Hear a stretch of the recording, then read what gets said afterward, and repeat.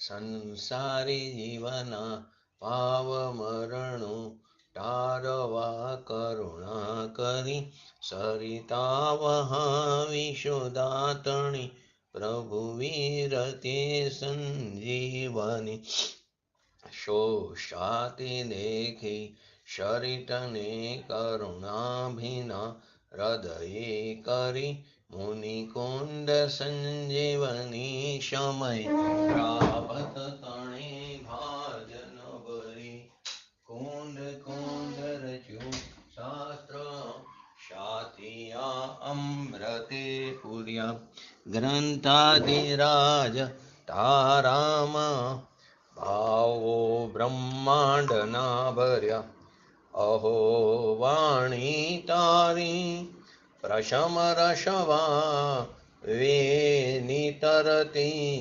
મુમુક્ષુને પાતી અમૃત રસ અંજલિ ભરી ભરી અનાદિની મૂર્છા વિષતણી ત્વરા થી ઉતરતી વિભાવેથી દંભે સ્વરૂપ ભણી દોડે પરિણતિ તું છે નિશ્ચય ગ્રંથ ભંગ સગરા વ્યવહારના ભેદવા તું પ્રજ્ઞા છીણી જ્ઞાનને ઉદયની સંદેશો છેદવા સાથી સાધકનો તું ભાનું જગનો સંદેશ મહાવીરનો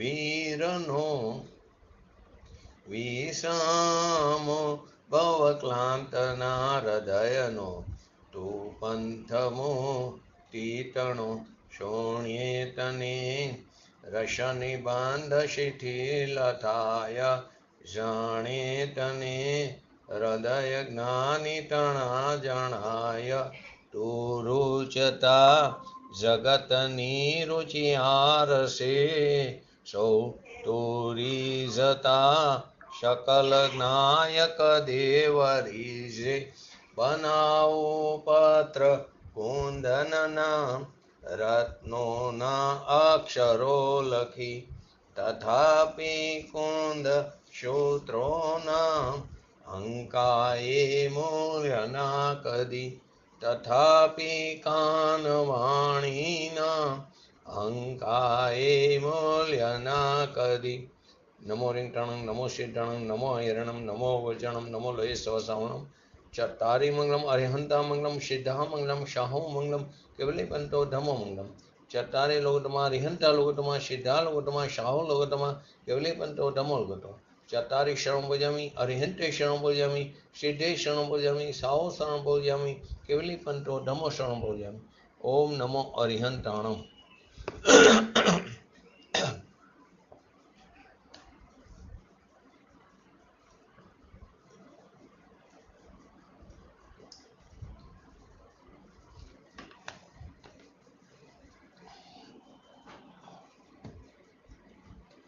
ગ્રંથાધિરાજ સમયસર કર્તા કર્મ અધિકારમાં 116 નંબરથી 120 નંબરની ગાથા આપણે ચાલી રહી છે. તો 116 થી 120 નંબરની ગાથામાં સાંખ્ય મતના અનુયાયીઓ એ શિષ્યને ધ્યાનમાં રાખીને સમજાવ્યું કે પૂતગલ દ્રવ્યને પરિણામી સ્વભાવ સિદ્ધ કર્યો. આગળની હવે ત્યાં 10 ગાથા આ 5 અને આગળની 5 એ બધી ગાથામાં યુક્તિપૂર્વક સમજાવે છે. અહીં પૂતગલની વાત છે, આગળ આવશે એમાં જીવની વાત આવશે. તો જીવ અને પૂતગલ બંને પદાર્થોમાં પરિણમન શક્તિ હોવાથી તે સ્વયં જ પરિણમનશીલ છે. એમને પોતાના પરિણમનમાં પરની કિંચિત માત્ર પણ અપેક્ષા નથી, રંચ માત્ર પણ એમને અપેક્ષા હોતી નથી. તો આપણે 116 થી 120 નંબરની ગાથાનું હરિગીત જોઈ લઈએ.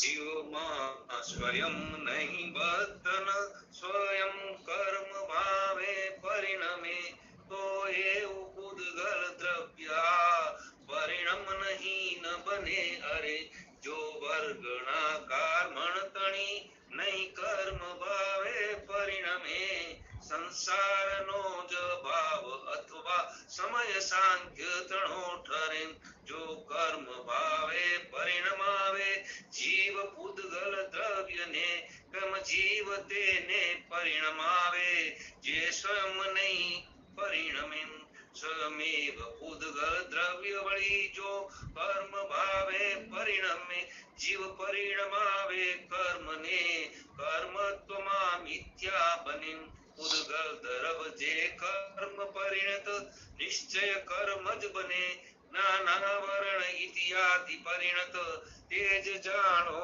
તેજને. તો સૌથી પહેલા એમ કહે છે કે આ પૂદગલ દ્રવ્ય જીવમાં પોતાની મેરે નથી બંધાયું અને કર્મ ભાવે સ્વયં પરિણમિત નથી થયું. એમ જો કોઈ માને, જો એવું માનવામાં આવે તો પૂદગલ દ્રવ્યનું એ જે પરિણમનશીલ સ્વભાવ છે અસિદ્ધ થાય છે. તો કે પૂદગલ દ્રવ્ય અપરિણામી સિદ્ધ થયું અને કારમાણ વર્ગણાઓ કર્મ ભાવથી પરિણમિત ન થવાથી સંસારનો અભાવ સિદ્ધ થાય છે. એટલે કે સાંખ્ય મતનો પ્રસંગ ઉપસ્થિત થઈ જાય. હવે જો એમ માનવામાં આવે કે જીવ પૂદગલ દ્રવ્ય અને કર્મ ભાવે પરિણમે છે તો પ્રશ્ન એ ઉપસ્થિત થાય કે જે સ્વયંથી નથી પરિણમતો એવી કારમાણ વર્ગણાઓને ચેતન આત્મા કેવી રીતે પરિણામી શકે? હવે જો એમ માનવામાં આવે કે પૂદગલ દ્રવ્ય પોતાની મેરે જ કર્મ ભાવે પરિણમન કરે છે તો જીવ કર્મને એટલે કે પૂદગલ દ્રવ્યને કર્મ રૂપે પરિણમાવે છે. એ માન્યતા એ કથન મિથ્યા સિદ્ધ થાય છે. તો એ આવ્યું ને આપણે 119 નંબરની ગાથામાં. પછી 120માં કહે છે એથી એમ જાણો કે જે પ્રકારે નિયમથી કર્મરૂપ એટલે કે કર્તાના કાર્યરૂપ પરિણમતું પૂદગલ દ્રવ્ય તે પોતે જ કર્મ એટલે કે કાર્ય છે, એ જ પ્રકારે જ્ઞાનાવર્ણ્ય આદિ પરિણમતું પૂદગલ દ્રવ્ય એ જ્ઞાનાવર્ણ્ય છે. એમાં આપણે માટીના કડાનું એક્ઝામ્પલ લીધું. એમાં આપણે છેલ્લે ગયા સ્વાધ્યાયમાં ઈશ્વર કરતા નથી કોઈ ચીજનો. અન્ય મતમાં શું મને ઈશ્વર સૃષ્ટિને બનાવે છે, એનો સંહાર કરે, એનું રક્ષણ કરે, તો ઈશ્વર નથી કરતા કોઈ ચીજનું. એમ હું પણ કોઈ પર ચીજની પર્યાય નો કરતા નથી. જળ જે છે એ સ્વયં પરિણમે છે. તો એ સ્વયં પરિણમતાને તો પર પરિણમનારની અપેક્ષા જરૂર નથી. રંચ માત્ર પણ એની અપેક્ષા નથી. કેમ કે વસ્તુની શક્તિઓ પરની અપેક્ષા રાખતી નથી. કેમ કે દરેક દ્રવ્ય નિરપેક્ષ છે. એમાં આપણે એક્ઝામ્પલ અલગ અલગ ઘણા બધા લીધા. ટોપીનું પણ લીધું. તો કે જે ટોપી છે માથા ઉપર તે આંગળીથી આપણે એને ફોલ્ડ કરી તો એ ટોપી આંગળીથી ફોલ્ડ નથી થતી. એ ટોપી સ્વયં પરિણમે છે. ઘડીમાંથી ખુલેમાંથી ઘડી થાય, માથા ઉપર પહેરે તો એ સ્વયં એ ટોપીની અંદર રહેલા પરમાણુની પોતાની યોગ્યતા છે. આંગળીથી નહીં, આત્માથી નહીં. આપણને ઈચ્છા થઈ કે હું ટોપી પહેરું તો આપણે ઈચ્છાથી પણ નથી થતું. અહીં એમ કે છે કેમ કે એ પર્યાયનો કરતા એ પરમાણુ છે, આંગળીથી નથી, આત્માથી થયું નથી. આ સિદ્ધાંત છે કે કોઈ પરમાણુ કે આત્મા પરિણમતા નથી તો બીજા એને પરિણામે એવી શક્તિ જ કોઈ બીજામાં નથી. જે પોતે સ્વયં નથી પરિણમતા પરમાણુ કે આત્મા, જો એવું હોય તો બીજા એને પરિણામે એવી કોઈ શક્તિ બીજા દ્રવ્યની અંદર છે નહીં. અને જે પોતાથી સ્વયં પરિણમે છે એને બીજાની અન્યની અપેક્ષા છે ને. આ બે સિદ્ધાંત થયા. તો કે લોકો અત્યારે હું કરું એમ જ કરે, મેં આ કર્યું. તો કે તું કાંઈ જ પણ કરી શકતો નથી. તો કે જ્યારે પણ તે ક્રિયા થાય એ એને કારણે થાય, સ્વયં થાય છે. આપણે અહીં કોઈ પણ પ્રકારનો શુભ ભાવ કર્યો, રાગ કર્યો, તો સામે એ પ્રકારની ક્રિયા થઈ, પૂજ્ય ગુરુદેવશ્રીનું પ્રવચન સાંભળ્યું, એ ક્રિયા થઈ સાંભળવા આદિની, એ સમયે એ પરમાણુની એવી જ રીતે પરિણમવાની લાયકાત હતી. મેં રાગ કર્યો માટે એ ક્રિયા થઈ એમ નથી. એ ક્રિયા તો જ્યારે થાય છે તો એના કારણે થાય છે. તો બે શક્તિની અંદર બધું આવી જાય કે સ્વયં અપરિણમતાને પર વડે પરિણમી શકાતું નથી. એક વાર. બીજું પ્રત્યેક પદાર્થ જો પોતાથી બદલે નહીં તો બીજા એને બદલાવી શકે એમ થતું નથી. કેમ કે વસ્તુમાં જો સ્વયં શક્તિ ન હોય પરિણમવાની તો બીજો કેવી રીતે એને પરિણામી શકે? એટલા માટે આ પક્ષ અસત્ય ઠરે છે. બીજું, સ્વયં પરિણમતાને એના કારણે એની એ પર્યાય થાય છે. જે બીજું સ્વયં પરિણમે છે એની એ સમયની તત્સમયની વર્તમાન પર્યાયની યોગ્યતાથી થાય છે, ઉપાદાનથી. માટે કોઈ અન્ય દ્રવ્યને પરિણામતું જ નથી. જેવી રીતે આપણે રોટલીના ટુકડાની વાત કરી કે મોઢામાં મૂકે તો આપણે આંગળીથી રોટલીના કટકા કર્યા તો કે આંગળી ખરેખર તો રોટલીને અડી પણ એને કેવી રીતે પરિણામી શકે? આંગળી એની અંદર પણ અનંત પૂતગલ પરમાણુ હશે. એ બીજા પૂતગલ પરમાણુને કેવી રીતે અડી શકે, સ્પર્શ કરી શકે? તો એ રોટલીના કટકા એ સમયની વર્તમાન પર્યાયની યોગ્યતા નથી. દાઢે કર્યા, નથી હાથે કર્યા કે આંગળીએ કર્યા કે આપણી ઈચ્છાથી નથી. હાથમાં એને કરી શકતો નથી. આપણે રોટલી પછી દાળમાં બોરી શાકને લઈ તો કે કઈ જ વસ્તુ તું કરી શકતો નથી. એમ જ એ પ્રકારે થવાનું હતું ક્રમબદ્ધ. તો એ આત્મા કરી શકતો નથી. માટે દુનિયાને તો આ બધી વસ્તુ કેવી લાગે છે? પાગલ જેવું લાગે. દુનિયાની પાસે અહીંની દુનિયા પાગલ છે, પાગલ જેવી લાગે. કેમ કે કોઈ ક્રિયા આત્મા કરી શકતો નથી. માટે તો વારંવાર શાસ્ત્રમાં કથન આવે, તું શેકેલા પાપડના 2 કટકા પણ કરી શકતો નથી, ટુકડાએ કરી શકતો નથી. પાપડના ટુકડા થવાની પર્યાયના કારે એ પરિણમન થાય છે, ટુકડા થાય છે. તું એક ટણકલાના 2 ટુકડા કરવાની પણ તારામાં તાકાત નથી. શ્રીમદ રાજચંદ્રજીનું છે ને વચન, એક ટણકલું એ ટણકલાના 2 કટકા કરવાની આત્મામાં શક્તિ નથી. કેમ કે એ ટુકડા પોતાથી થાય છે, તે પોતાથી સ્વયં પરિણમે છે, તો બીજું દ્રવ્ય એને કેવી રીતે કરે? માટે કે વસ્તુની શક્તિઓ પરની અપેક્ષા રાખતી નથી, નિમિત્તની અપેક્ષા રાખતી નથી. નિમિત્ત આવ્યું માટે આ ક્રિયા થઈ એમ નથી. જ્યારે જ્યારે ક્રિયા થાય ત્યારે તે અનુકૂળ વસ્તુની ત્યાં હાજરી હોય છે. માટે કોઈ કે નિમિત્તથી આમ થયું તો એ વાત જૂઠી છે. એટલા માટે બીજો પક્ષ પણ કેવો છે? અસત્ય છે. સ્વયં અપરિણમતાને કોઈ બીજું પરિણામી શકે એ જૂઠ છે. અને સ્વયં પરિણામતાને એટલે કે બીજું કોઈ પરિણામે એ જૂઠ છે.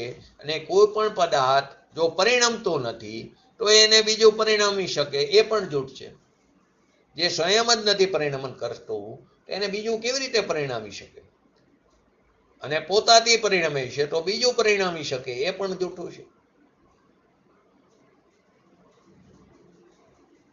કોઈ પણ કાર્ય થાય ત્યારે કોઈની હાજરી હોય તો એનાથી નથી થતું, એનાથી થાય છે એમ બોલાય કે નિમિત્તના કથન છે. નિમિત્તથી પરમાં કાર્ય થાય છે 3 કાળ 3 લોકમાં નહીં.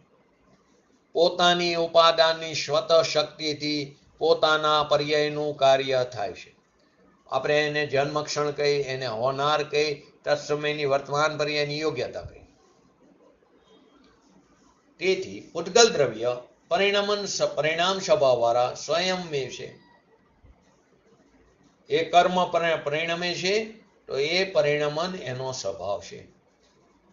અકર્મમાંથી કર્મરૂપ કર્મ પણ પરિણમે છે તો પરિણમન એનો સ્વભાવ છે. આપણે જે રીતે કીધું, ઘડા રૂપે પરિણમેલી માટી જ પોતે ઘડો છે. ઘડા રૂપે પરિણમેલી માટી એ જ પોતે સ્વયં ઘડો છે, એ જ ઘડો છે. માટી જ ઘડા રૂપે પરિણમી છે. કુંભારે ઘડો નથી કર્યો કે ઘડાને કુંભારે કર્યો નથી. તો કે મૂકો અહીંયા સુથારને, કડિયાને, દરજીને, ક્યાં બને એ ઘડો માટી આગળ? તો કે એ સમયે માટીના પરમાણુની ઘડા રૂપે પરિણમવાની લાયકાત નહોતી, એનો સ્વકાર નહોતો. જ્યારે ઘડો માટી ઘડા રૂપે પરિણમે ત્યારે ત્યાં અનુકૂળ વસ્તુમાં નિમિત્ત રૂપે કુંભાર જ હોય.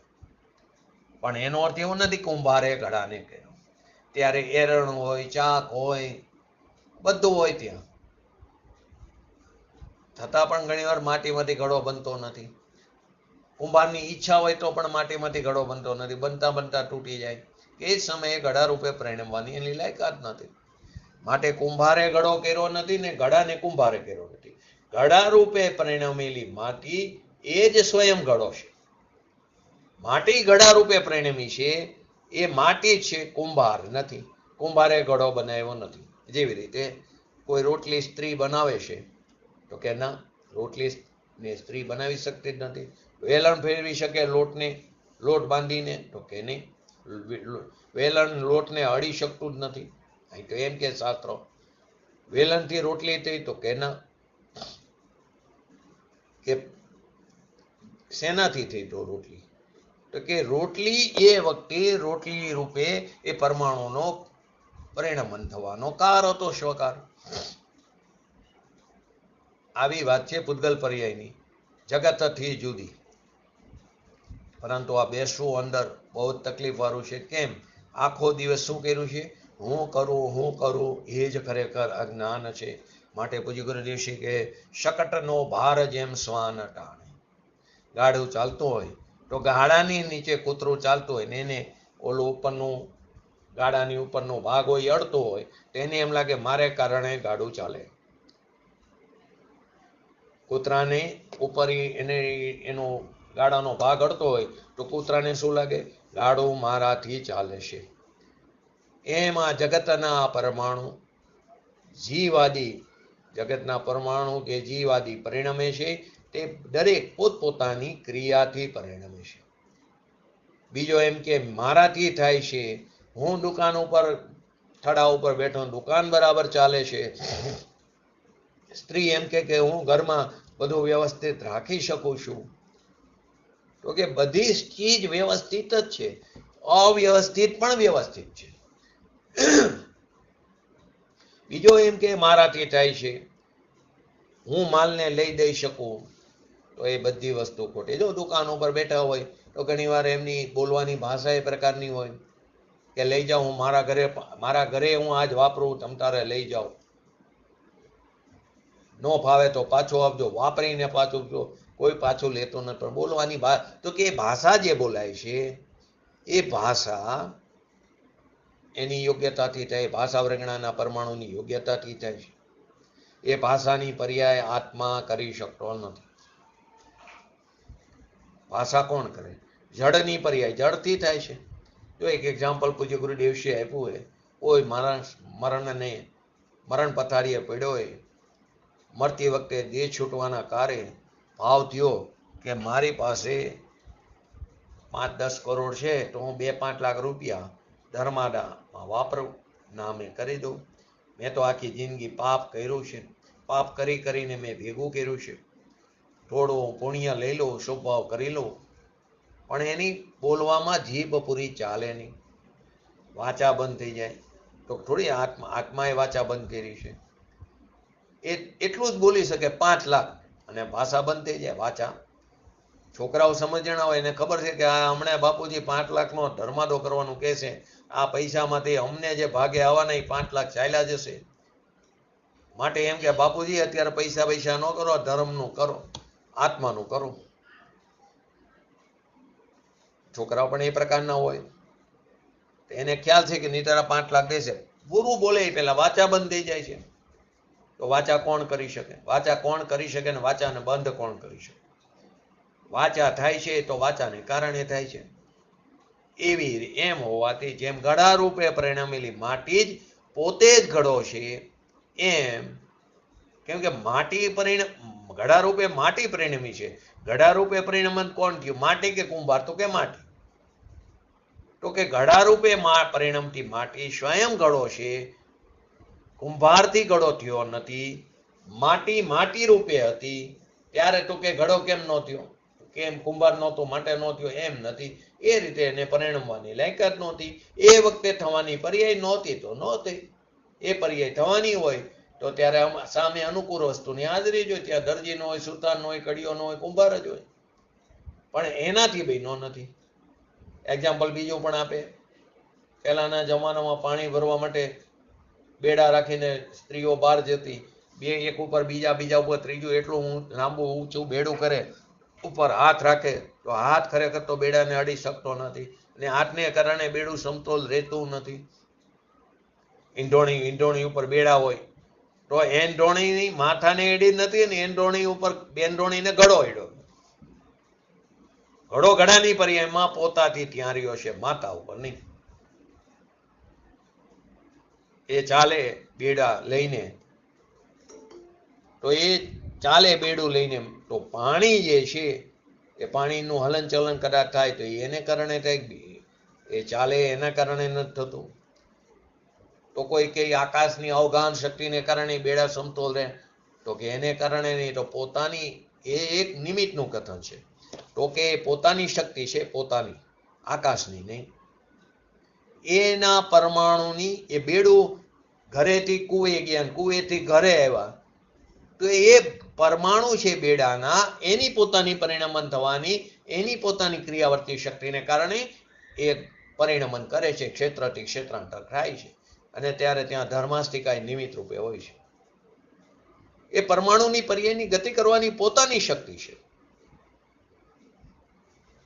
આ પ્રકારે જળ સ્વભાવ વાળા જ્ઞાનવણી આદિ કર્મ રૂપે પરિણમિત થયેલ પૂતગલ દ્રવ્ય એ પૂતગલ દ્રવ્ય જ છે. જેવી રીતે ઘડા રૂપે પરિણમેલી માટી એ ઘડો જ છે, એવી રીતે જળ સ્વભાવ વાળા જ્ઞાનાવણી આદિ કર્મ રૂપે પરિણમિત થયેલ પૂતગલ દ્રવ્ય જ છે. એટલે કે જ્ઞાનાવણી આદિ એ પરિણમાં એ પૂતગલ દ્રવ્ય જ છે, પૂતગલ દ્રવ્ય જ પરિણમ્યું છે.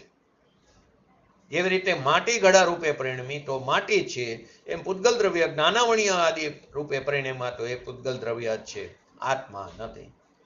એ પ્રકારે 116 નંબરથી 120 નંબરની ગાથાની અંદર પૂતગલ દ્રવ્યનું પરિણામ સ્વભાવપણું સિદ્ધ થયું.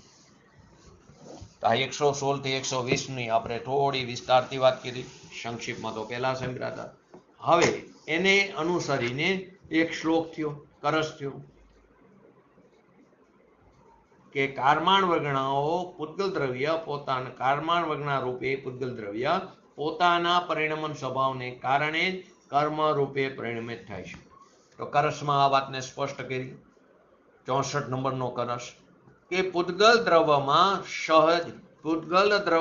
સહજ નિજ પરિણમનની શક્તિ છે, ને વિઘ્ન એના પરિણમનમાં કોઈ પણ નથી. આ રીતે કરતાત થયેલું પૂતગલ દ્રવ્ય તેથી સ્વયંના ભાવનું પૂતગલ તણા પરિણામનું આ કથન છે પરમાર્થ. પરિવાર શું કીધું?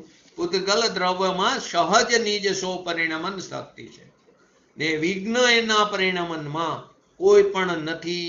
આ રીતે કરતા થયેલું પૂતગલ દ્રવ્ય તેથી સ્વયંના ભાવનું પૂતગલ તણા પરિણામનું આ કથન છે પરમાર્થ. તો શું સિદ્ધ એમાં કહેવામાં આવે છે કે પૂતગલ દ્રવ્યની સ્વભાવભૂત જે પરિણમન શક્તિ છે એ નિર્વિઘ્ન સિદ્ધ થઈ, અને એમ સિદ્ધ થવાથી પૂતગલ દ્રવ્ય પોતાના જે ભાવને કરે છે તેનો તે પૂતગલ દ્રવ્ય જ કરતા છે. શું થયું? પૂતગલ દ્રવ્ય પોતાના જે ભાવને કરે છે તે ભાવનો તે પૂતગલ દ્રવ્ય જ કરતા છે. નાટક સમયસારમાં પણ આ કરસનો ભાવાનુવાદ કરવામાં આવ્યો. તો એમાં શું છે કે પૂતગલ પરિણામી દ્રવ્ય સદા પરિણમે છોડ. શું કે છે? પૂતગલ પરિણામી દ્રવ્ય સદા પરિણમે છોડ, યાતે પૂતગલ કર્મ કો પૂતગલ કરતા હોડ. તો કે ગાથાની ટીકા વચ્ચે ટીકા કરતી વખતે આચાર્ય જયસેનજીએ પણ તાત્પર્ય વૃત્તિમાં આ જ પ્રકારનો ભાવ વ્યક્ત કર્યો છે. શું વ્યક્ત કર્યો છે? કે વિશે ધ્યાન આપવા જેવું શું છે કે જ્યારે કોઈ પણ મહત્વપૂર્ણ વાત કરવામાં આવે, શાસ્ત્રોમાં કહેવામાં આવ્યું હોય, તો એનો અર્થ 5 પ્રકારથી કરવો જોઈએ. શાસ્ત્રોને અર્થ કરવાની પદ્ધતિ છે. એ શાસ્ત્રોને અર્થ કરવાની પદ્ધતિ સમજ્યા વગર જો શાસ્ત્રનું પઠન પાઠન કરી તો સ્વચ્છંદી થઈ જાય, અથવા તો શાસ્ત્રને શસ્ત્ર બનતા વાર લાગતું નથી. તો એને 5 પ્રકારથી એનો અર્થ કરવો જોઈએ, સમજવો જોઈએ, એનો સ્વાધ્યાય કરવો જોઈએ. તો પહેલું શબ્દાર્થ એનો સમજવો જોઈએ, શબ્દાર્થ એને બતાવવો જોઈએ. એનો ભાવાર્થ, એમાં શું ભાવ છે, એ ક્યાં નહીંનું કથન છે તે બતાવવું જોઈએ, એ ક્યાં મતનું કથન છે તે પણ બતાવવું જોઈએ, એ ક્યાં અનુયોગને અનુસરીને છે કથન એ પણ સમજવું જોઈએ. ભાવાર્થ શું છે તો શું થયું? શબ્દાર્થ, ભાવાર્થ, નયાર્થ, મતાર્થ અને આગમાર્થ. આ 5 પ્રકારે શાસ્ત્રોની અર્થ કરવાની પદ્ધતિ છે. ધ્યાન રાખવાનું શું છે કે ભાવાર્થમાં હેય અને ઉપાદેયનું ધ્યાન દેવામાં આવે છે. માટે અતિ મહત્વપૂર્ણ વાતોમાં આગમ અને નયોની જે લોકો ઉપેક્ષા કરવા માંગે છે અને ભાવાર્થમાં પોતાને જેમ ગમે જે ગમે તે લખે એ પોતાનો અધિકાર જે સમજે છે એવા લોકોએ આચાર્ય જયસેનજીને આ બધા કથન ઉપર ધ્યાન આપવું જોઈએ. જો શાસ્ત્રોને અર્થ કરવાની પદ્ધતિ એ તો પેલી પાઠશાળામાં ઘણીવાર આવી ગયું છે. તો કઈ છે ને શાસ્ત્રોને અર્થ કરવાની પદ્ધતિ? તો પહેલી વસ્તુ શબ્દાર્થ. તો શબ્દાર્થ જે છે તો કે ગાથાના અથવા વાક્યનો શબ્દોનો અર્થ સમજવો જરૂરી છે. આપણે પૂજા કરતા હોય તો પૂજા ગાતા હોય, સારો અવાજ હોય તો આપણે તે અવાજ ઉપર મંત્રમુગ્ધ થઈ ગઈ, શું અંદર કહેવા માંગે છે ભાવાર્થ તો દૂરની વાત, એ શબ્દના અર્થની પણ ખબર નથી હોતી. જો સાદો એક એક્ઝામ્પલ આપું. સિમંદર ભગવાનની પૂજામાં ક્યાંક એમ પણ આવે 4 કલ્યાણક એની વાત આવે. અમને સુરેન્દ્રનગર શાંતિનાથ જિનાલયમાં એક બેને પ્રશ્ન કર્યો હતો. મને કે નિલેશ મામા આ કેમ વાત આમ કરી, 4 કલ્યાણકની કેમ વાત કરી? મેં કે સિમંદર ભગવાન અત્યારે વિધિ ક્ષેત્રમાં બિરાજમાન છે. મને કે હા, અત્યારના હાલમાં સિમંદર ભગવાન જે છે એનું મોક્ષ કલ્યાણક ક્યાં થયું છે? એ નથી થયું. તો 4 કલ્યાણક છે તો એ 4 કલ્યાણક વાળી જે પૂજા છે અહીંયા અત્યારે વર્તમાન સિમંદર ભગવાનની અપેક્ષાએ કથન છે. પ્રશ્ન થયો એ બહુ સારી વસ્તુ છે એમની, પણ આપણે તો શું એ સારી લયમાં ગાતા હોય તો આપણે તો એનો સીધું અર્ગમ નિર્વ પામે શ્વા આવે ત્યારે ખબર પડે, અર્થ સમજતા નથી. જેવી રીતે કેવલ કિરણ વાળી પૂજા છે, બરાબર? તો એ કેવલ કિરણ વાળી જે શાસ્ત્રની પૂજા આવે છે આપણે અંદર દેવ શાસ્ત્ર ગુરુની, તેની જયમાલામાં પહેલી લીટીની અંદર પંચ પરાવર્તનની વાત આવી જાય છે. તો એ પ્રકારે એના અર્થને જયમાલામાં પણ સુંદર રીતે રજૂ કર્યા હોય છે. બધી વાતમાં એને સમજવા જરૂરી છે. શબ્દાર્થને કર્યા વગર એના ભાવને આપણે સમજી જ નહીં શકીએ, શબ્દના અર્થને સમજ્યા વગર. જેવી રીતે નાનો છોકરો હોય, સિનેમાના ગીત ગાતો હોય કે મુझे प्यार हो गया, મને પ્યાર થઈ ગયો, તો એનો ભાવ તો એને ખબર નથી. એને ભાવ કર્યા વગર એનો અર્થની પણ એને ખબર નથી. તો શાસ્ત્રોના મર્મને સમજવા માટે શબ્દાર્થની સાથે સાથે એના ભાવાર્થને પણ સમજવું જોઈએ. જેવી રીતે કોઈ છોકરા હોય, પહેલાના જમાનામાં બંક બહુ મારતા, સ્કૂલના ટાઈમે પિક્ચર જોવા જતા રહેતા, મોર્નિંગ શો, મેટેની શો. કોઈ કારણોસર પેરેન્ટ્સને ત્યાંથી ફોન આવ્યો કે તમારો છોકરો હમણાં હાજરી નથી, પ્રેઝન્ટ નથી. એ તો કે રોજ જાય અહીંથી ઘરેથી. પછી ખબર પડે કે તો પિક્ચર જોવા જાય છે. તો ઘરે આવે એની માતા એમ કે એક કામ કર, અને પછીના શોમાં તું પિક્ચર જોઈએ. હવે છોકરાને એનો જો ભાવાર્થ ન ખબર હોય, એ શબ્દનો અર્થની ભાવાર્થની ન ખબર હોય તો એને શું લાગે, માતા મારી પ્રશંસા કરે, મને બીજું પિક્ચર જોવાનું કહે. ખરેખર એ વઢે છે, દાંટ આપે છે. બીજું પિક્ચર એમ કે જા બીજું જોઈએ, એમ કહેવાનું પાછળ મતલબ શું છે?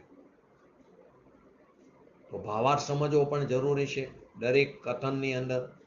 ત્રીજું આવે નયાર્થ.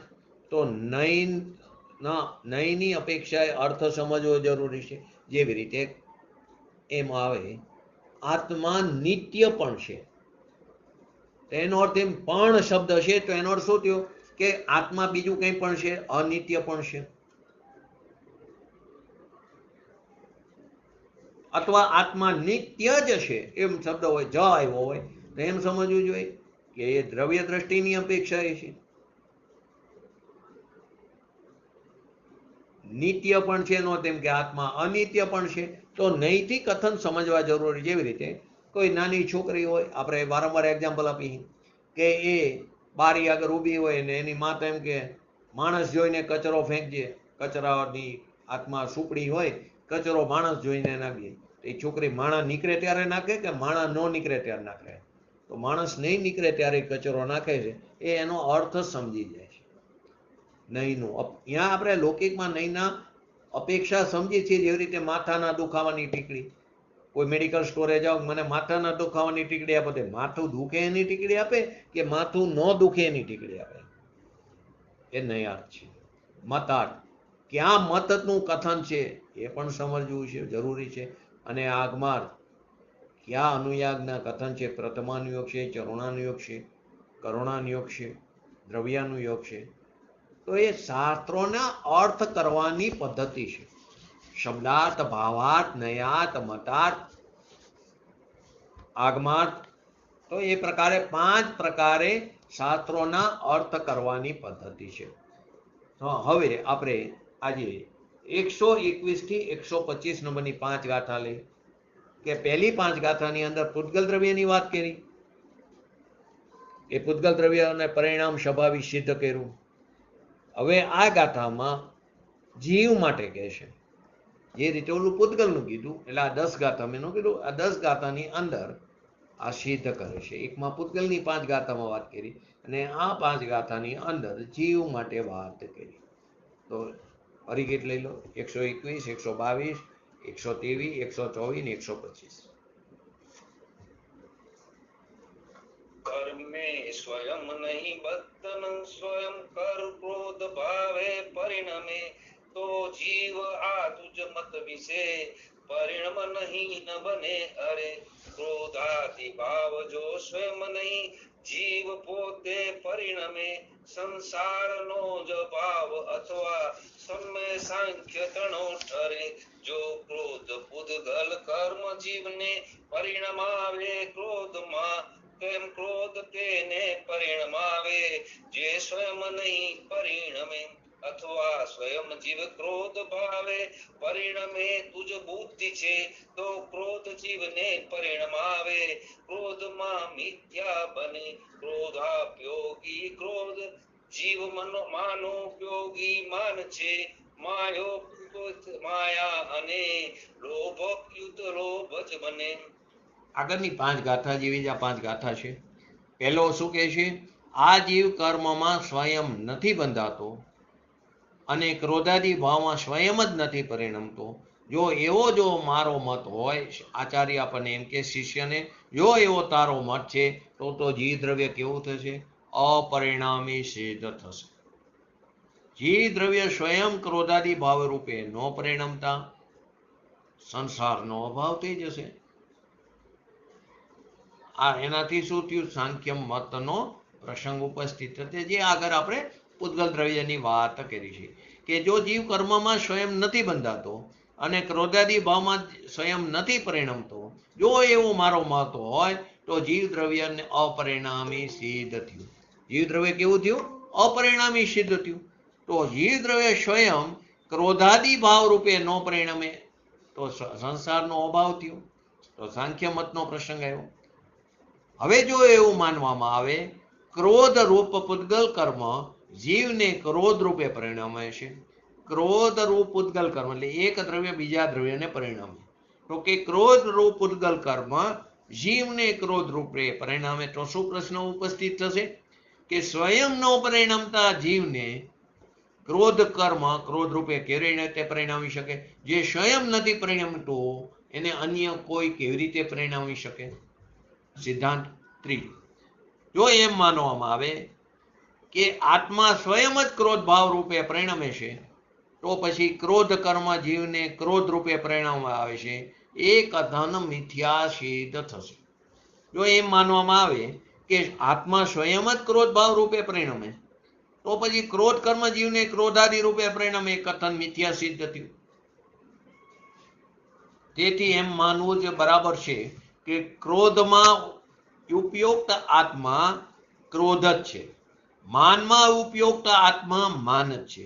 એવી રીતે આપણે કીધું ને, માટી ઘડા રૂપે પરિણમે છે સ્વયં, તો એ માટી જ છે, માટી જ ઘડો છે.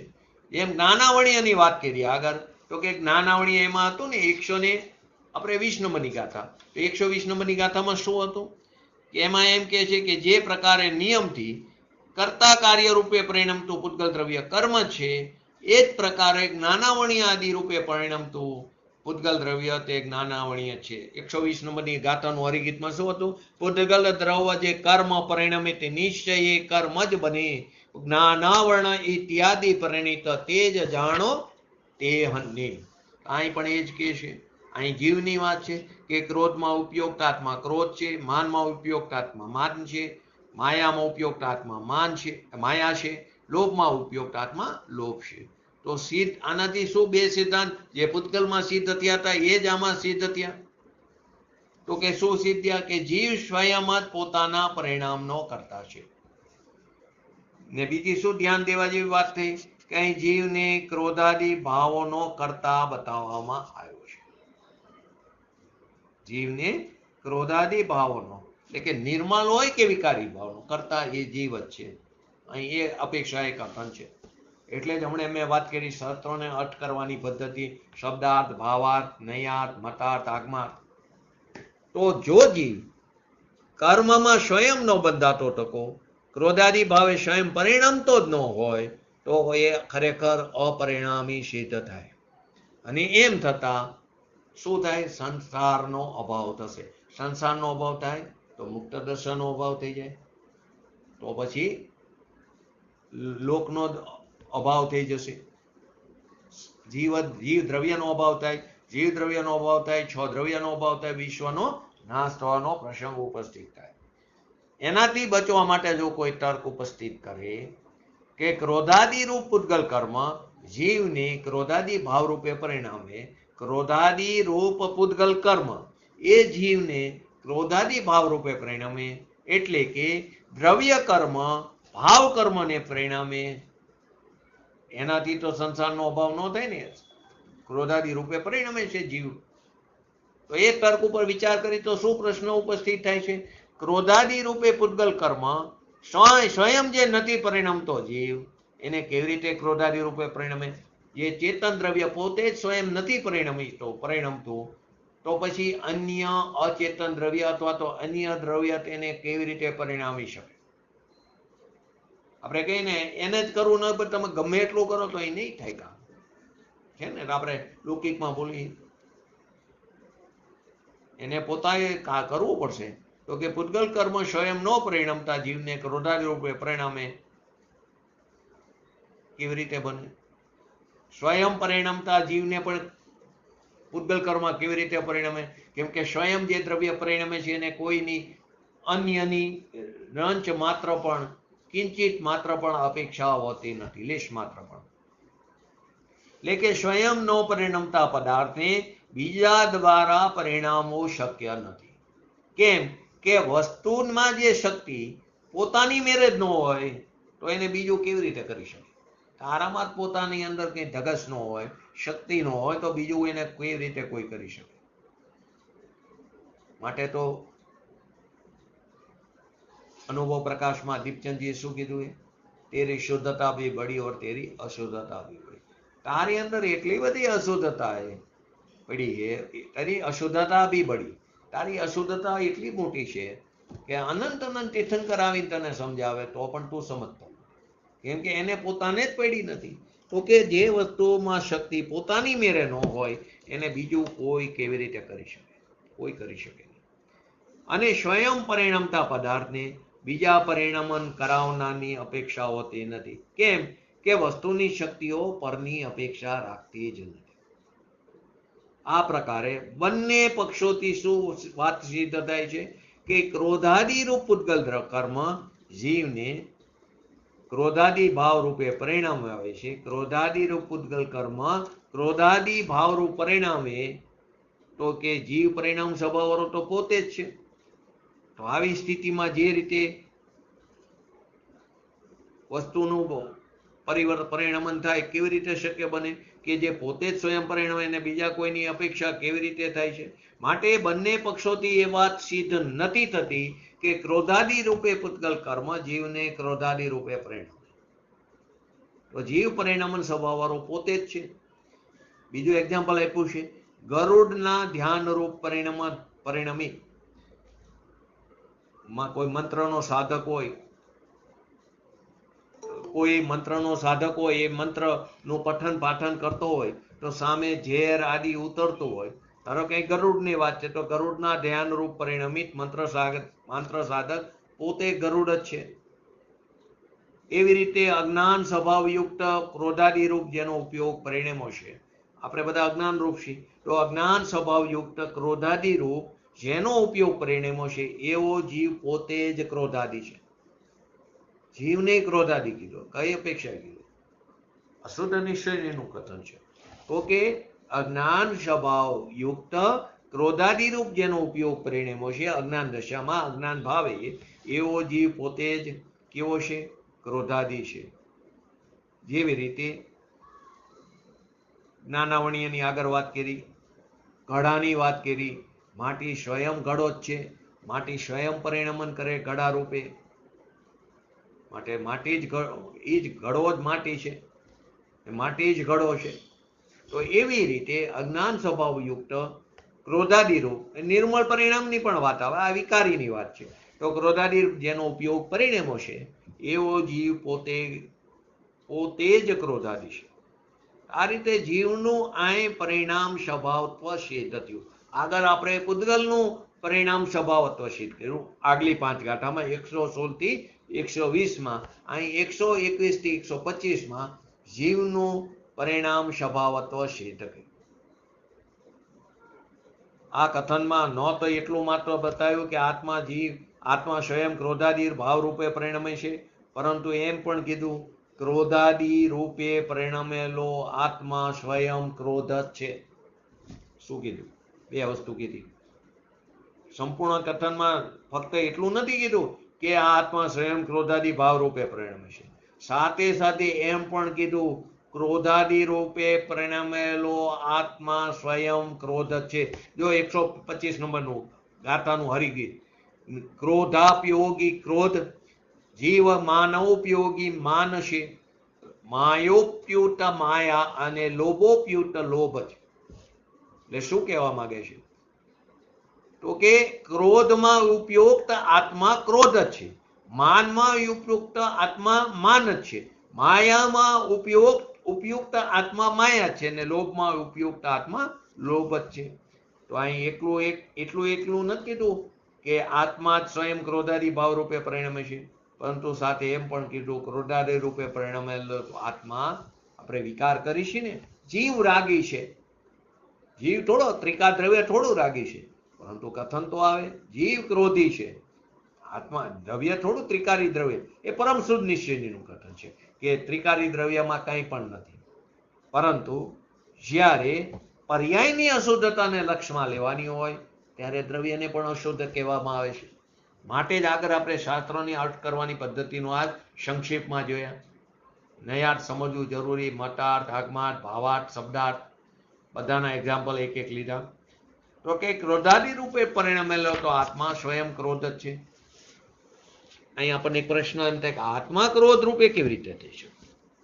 આત્મા માન રૂપે કેવી રીતે થાય? આત્મા માયા રૂપે કેવી રીતે? આત્મા લોભ રૂપે કેવી રીતે? તો કે જે નહીંથી આત્માને ક્રોધાદીનો કર્તા કહેવામાં આવ્યો છે એ જ નહીંથી એને ક્રોધ પણ કહી શકાય. આત્માને ક્રોધાદીનો કર્તા કહેવામાં આવ્યો, ભાવ કર્મનો કર્તા કહેવામાં આવ્યો. નહીંમાં આપણે આખી વાત એ સમજાતા, બધા નયોના કથન છે. તો આત્માને ક્રોધાદીનો કરતા જે નૈતિ કીધો એ જ નૈતિ એને ક્રોધ પણ કહી શકાય. કેમ કે એકત્વ, મમત્વ, કર્તૃત્વ અને ભોક્તૃત્વ એ એક નયના જ વિષય બને છે. એકત્વ કરો, મમત્વ કરો, કર્તૃત્વ કરો અને ભોક્તૃત્વ. અને જે નહીંથી આત્માને ક્રોધ કેવો સંભવ નથી, એ જ નહીંથી એને ક્રોધાદિનો કરતા કેવો પણ સંભવ નથી. માટે આત્મા અકર્તા અભોક્તા પરમ શુદ્ધ નિશ્ચયનીનું કથન છે કે આત્માને પરમ શુદ્ધ નિશ્ચયની અપેક્ષા ક્રોધ કેવી રીતે કહી શકો? તો એ જ નહીં એને ક્રોધાદિનો કરતા પણ કહેવાતો નથી.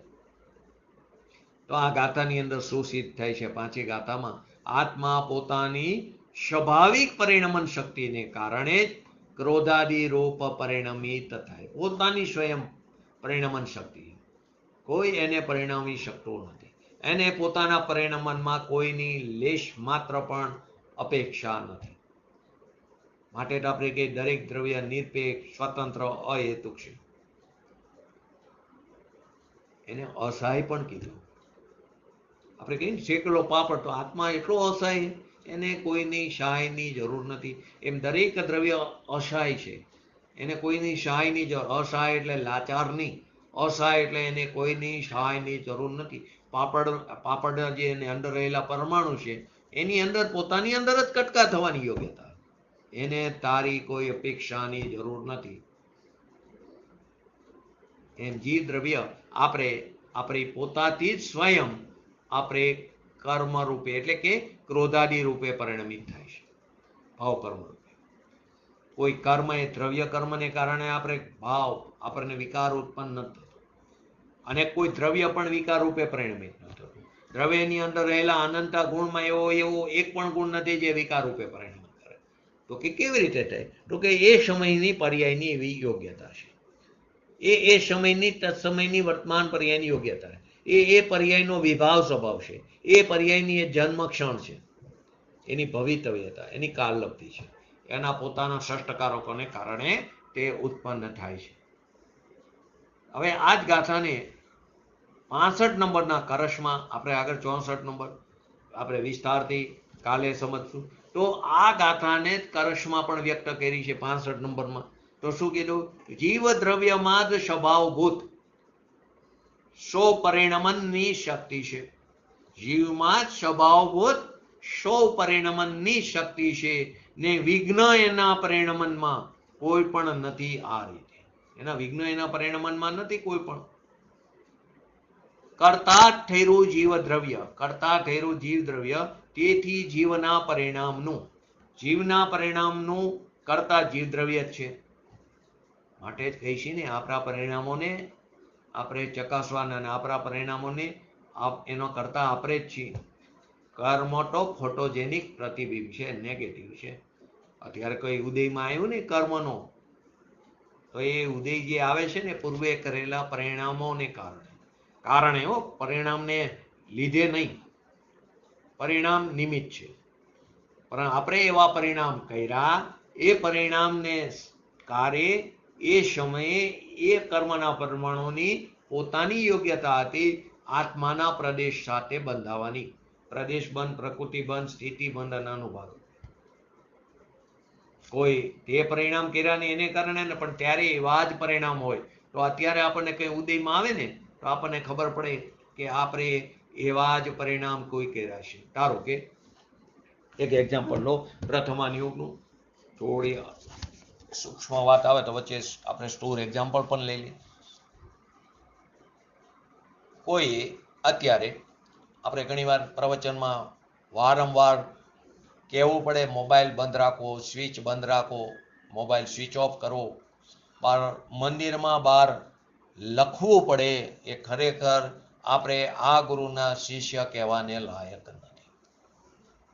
તમે એકવાર જીનવાણી ખરતી હોય, પૂજ્ય ગુરુદેવશ્રીનું સીડી હોય, અથવા તો અત્યારે તો આપણે એવા આચાર્ય ભગવાન મંતા એમની વાણી ખરતી હોય, અને ત્યારે તમારો મોબાઈલ વાગે, તો કેટલા લોકોને ખલેલ પડે.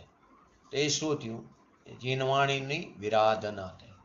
હવે એ પરિણામ જે થયા ને એ જીનવાણીના વિરાધનાના, એ પરિણામના નિમિત્તે એવો સમય પણ આવશે કે તને જીનવાણી સાંભળવાનો યોગ નહીં મળે.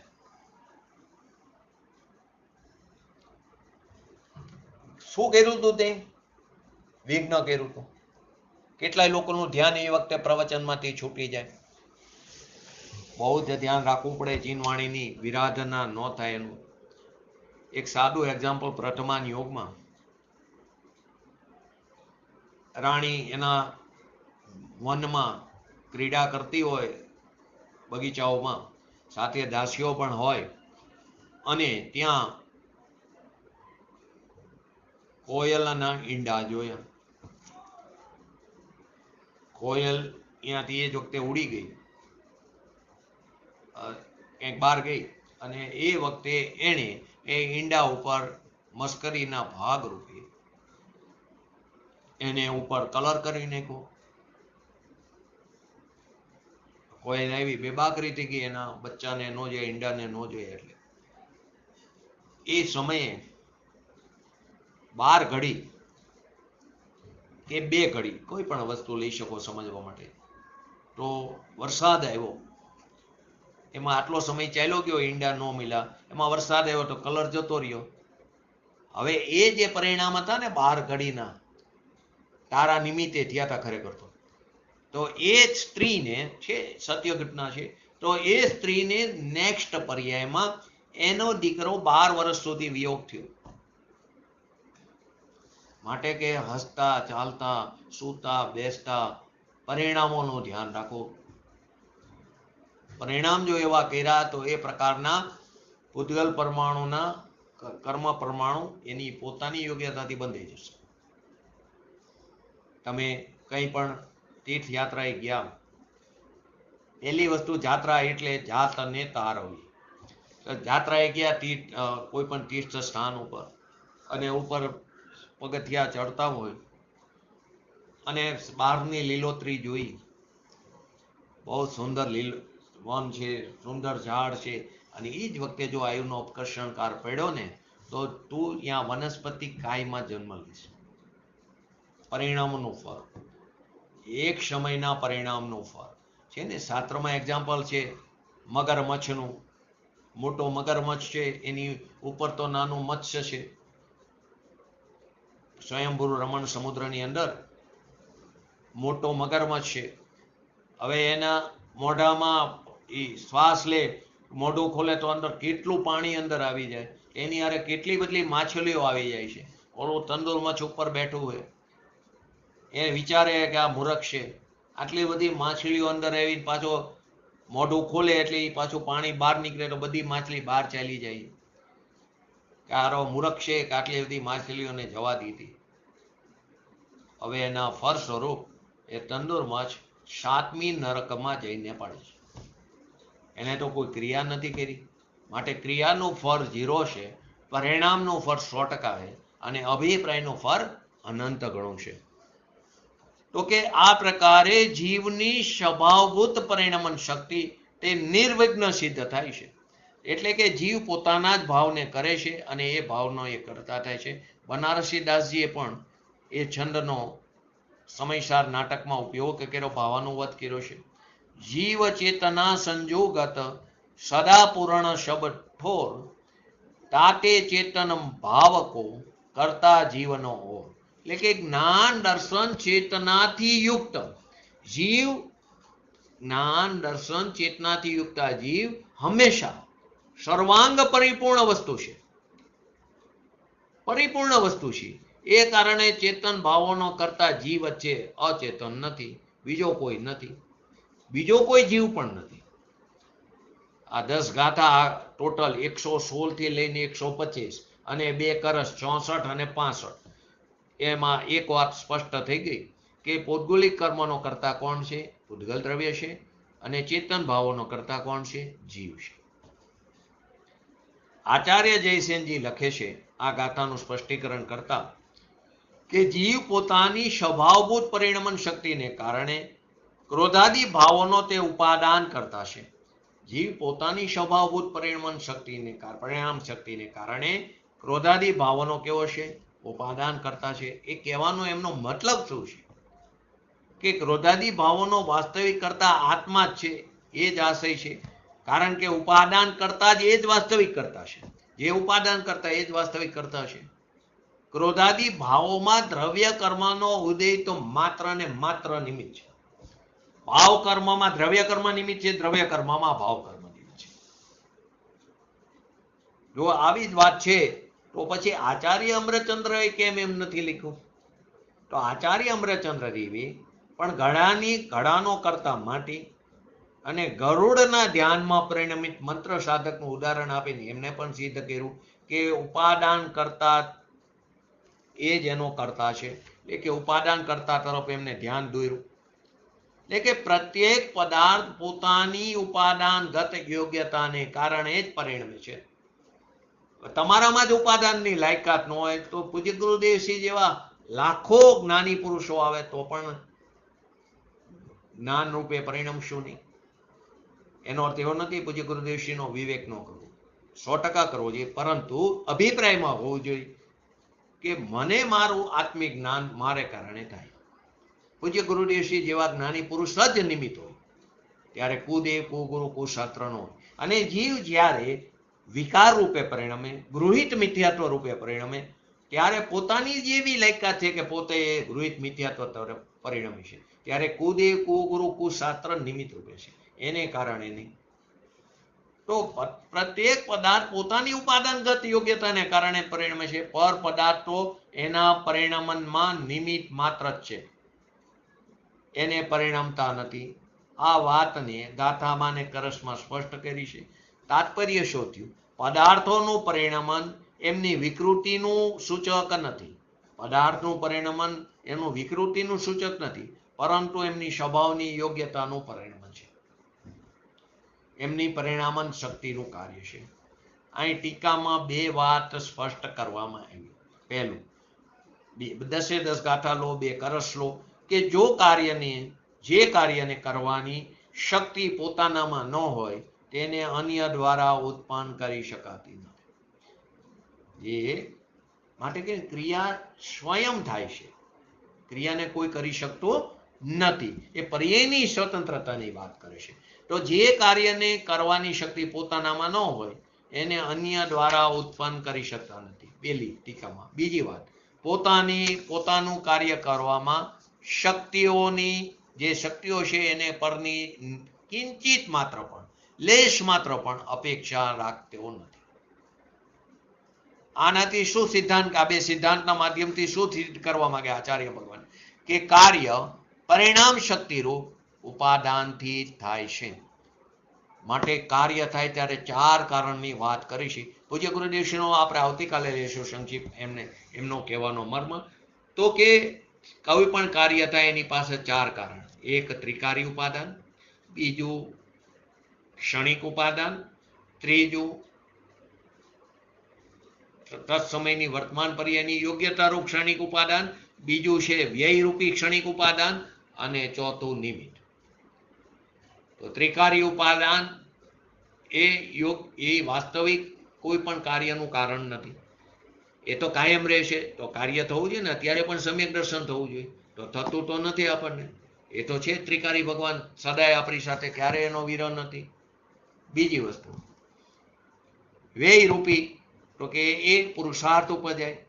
ધારો કે મિથ્યાત્વની પર્યાયનો વ્યય થયો માટે સમ્યક દર્શનની પર્યાય ઉત્પન્ન થઈ નહીં. એક ક્ષણિક ઉપાદાન એટલે કે વ્યય રૂપી પર્યાયની વાત છે. અને ત્રીજું છે તત્સમયની વર્તમાન પર્યાયની યોગ્યતા, જેની અંદર કાલ બુદ્ધિ ને ભવિતવ્યતા આવી જાય. એ જ ખરેખર સાચું કારણ છે કોઈ પણ કાર્ય. એ સમયે એ જ રીતે પરિણમવાની એની યોગ્યતા હતી. માટી તો પડી, કુંભારે બેઠો હોય પણ એને કરવાની જ ઈચ્છા ન હોય, કરવાની ઈચ્છા હોય તોય ઘડો બનતો નથી. એ વખતે માટીના પરમાણુની ઘડા રૂપે પરિણમવાની લાયકાત નહોતી. અને ચોથું નિમિત્ત. તો નિમિત્તથી પણ કાર્ય નથી, એ તો પરદ્રવ્ય છે. તો એની અંદર ઉપાદાન નિમિત્ત આવી જાય, સ્વ અને પર આવી જાય, 5 સમવાય આવી જાય, આની અંદર બધી વસ્તુ આવી જાય.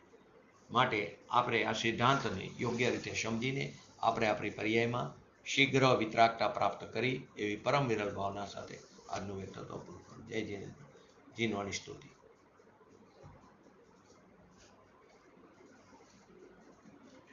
मिथ्यात्म नाश में को ज्ञान के प्रकाश में को आपा पर पास में को मानुषी बखानी है छो द्रव्य जानवे को बंद विधि